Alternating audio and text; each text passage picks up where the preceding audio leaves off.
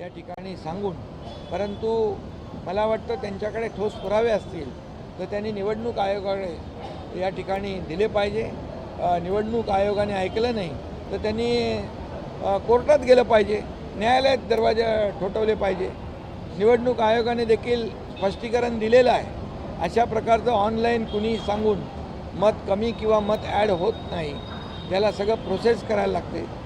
त्यामुळे मला वाटतं जे काही आरोप त्यांनी केले आणि त्यांचे आरोप जेव्हा ते जिंकतात तेव्हा त्यांचे आरोप नसतात, जेव्हा हरतात तेव्हाच आरोप असतात. EVM मशीनवर देखील आरोप करतात ते. म्हणजे EVM मशीन जे आहे ते मतदान कुणाच्या काळात सुरू झालं तेव्हा मला वाटतं मनमोहन सिंग होते UPAचे प्रधानमंत्री, आणि त्यावेळेस त्यांच्या काळामध्ये हे EVMवरचं मतदान सुरू झालं. मग ते मतदान जे आहे त्यांनी सुरू केलेलं प्रक्रिया चुकीची आहे असं त्यांना म्हणायचं आहे का? आणि त्यामुळे या सगळ्या ज्या काही बाबी आहेत. दुसरी गोष्ट ते म्हणाले की हे सर्व जे आहे हायजॅक करण्याचं काम 10-15 वर्षापासून सुरू आहे. आता 15 वर्षापूर्वी कोण होतं सत्तेमध्ये? केंद्राच्या UPA सरकार होतं, काँग्रेस होतं. म्हणजे त्यांना त्यांच्याच सरकारवर आरोप करायचा आहे का? हेही या ठिकाणी स्पष्ट केलं पाहिजे. त्यामुळे फक्त आरोप करून चालणार नाही, त्याला पुरावे दिले पाहिजे. आणि कर्नाटकमध्ये ते जिंकले, तेलंगणामध्ये ते जिंकले तेव्हा त्यांनी आरोप केले नाहीत. लोकसभेमध्ये त्यांना महाराष्ट्रामध्ये चांगल्या जागा मिळाल्या, त्यात आम्ही आरोप केले नाहीत EVM मशीनवर किंवा मतदार यादीवर. मग तेव्हा ते जेव्हा लोकसभेच्या जागा त्यांना जास्त मिळाल्या त्यावेळेस ते शांत राहिले. विधानसभेमध्ये जेव्हा आम्ही 2.5-3 वर्षात जे काम आम्ही केलं, लोकसभेमध्ये फेक नॅरेटिव्ह पसरवून संविधान खतरे में आहे, संविधान बदलणार, आरक्षण जाणार, अमुक तमुक सगळं आरोप केले आणि काही प्रमाणामध्ये त्यांना त्याच्यात यश आलं. परंतु विधानसभेमध्ये मतदार सतर्क झाला आणि जे आम्ही केलेलं काम, आम्ही पुढे नेलेले प्रकल्प, लोकाभिमुख कल्याणकारी योजना, लाडकी बहीण योजनासारख्या अनेक योजना आम्ही केल्या आणि त्याचा परिणाम, त्या कामाची पोचपावती आम्हाला विधानसभेच्या निवडणुकीमध्ये मिळाली. आणि तेव्हापासून त्यांचा आरोप प्रत्यारोप सुरू झालेला आहे. जेव्हा त्यांना विजय मिळतो तेव्हा ते आरोप करत नाहीत, जेव्हा त्यांना पराभव होतो त्यावेळेस मात्र ते EVMवर, मतदार यादीवर, निवडणूक आयोगावर, अगदी कोर्टावर देखील आरोप करतात.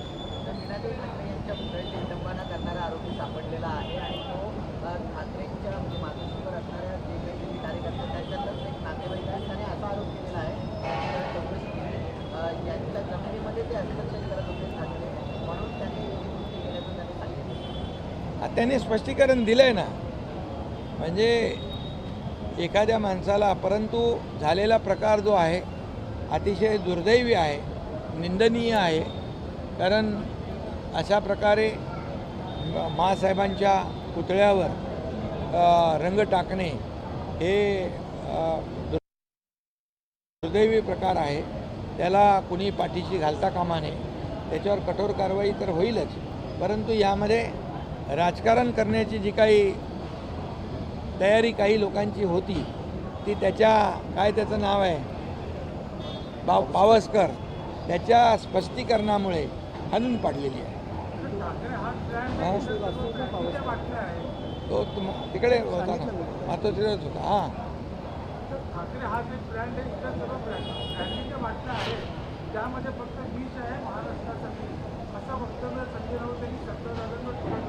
कोणी कोणी तुम्ही दिले ना उत्तर? दिले सगळे उत्तर दिले. मुंबईच्या इमारती बाबतीत विचारणा केलेली आहे, तुमच्या बाबतीत सांगितलेलं काय नाही? यामध्ये आमचा जो कायदेशीर विभाग जो आहे नगरविकासचा, विधी व न्याय विभाग, तो त्या बाबतीमध्ये त्याचं स्पष्टीकरण पुढच्या तारखेला देईल. गाड्या घेण्यासाठी आता येणार आहे. कलेक्टरला 12 लाखापर्यंत, जिल्हाधिकारी 12 लाखापर्यंत गाड्या घ्याव्यात असे आदेश बैठकीत काय काय जिल्हाधिकाऱ्यांना 12 लाखापर्यंतच्या गाड्या ज्या आहेत त्या देण्याच्या ठीक आहे त्याचे तर मुंबई महापालिकेच्या निवडणुकीचा बिंदू वाढलेला कारण सुप्रीम कोर्टाने 31 जानेवारीच्या आतमध्ये निवडणुका घ्यायला सांगितले तर ठाकरे गटाचे असे नेते म्हणतात की मुंबई महापालिकेमध्ये ठाकरे गटाचाच महापौर बसेल. कोणाचा भापर बसेल?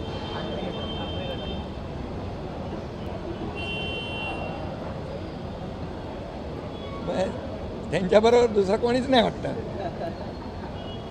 त्यांची महाविकास आघाडी सगळी तुटलेली आहे वाटतं. महाविकास आघाडी आता जे काही सुरू आहे तेही तुटले वाटतं. म्हणजे ते एकटेच आहेत. मी आपल्याला एवढंच सांगतो,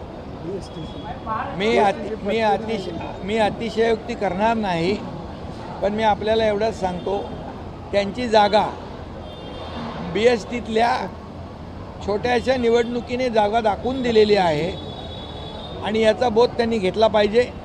मी आपल्याला खात्रीशीर सांगतो आणि पूर्णपणे विश्वासाने सांगतो की जे मी मुख्यमंत्री असताना 2.5 वर्षामध्ये मुंबई शहरासाठी घेतलेले निर्णय, मग ते रस्ते असेल, STP असतील, वैद्यकीय सुविधा असतील, फ्लायओव्हर असतील, स्वच्छता असेल, मेट्रो असेल, कारशेडचा विषय असेल, हे सगळे विषय आम्ही मार्गी लावलेले आहेत.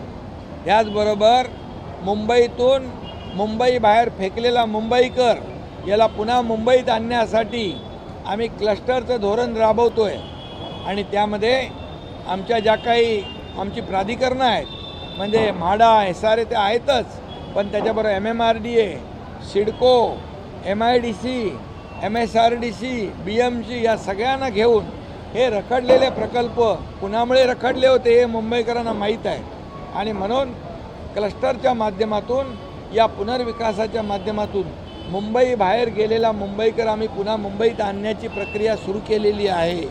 त्यामुळे या सर्व विकासाच्या कामावर, विकासाच्या ताकदीवर महायुती मुंबईमध्ये पुन्हा सत्तेवर येईल आणि महायुतीचा भगवा झेंडा मुंबई महापालिकेवर फडकेल. कारण लोकसभा आम्ही जिंकली आहे, विधानसभा आम्ही जिंकली आहे. आता महायुती या स्थानिक स्वराज्य संस्थांच्या निवडणुका पूर्णपणे बहुमताने जिंकतील. धन्यवाद.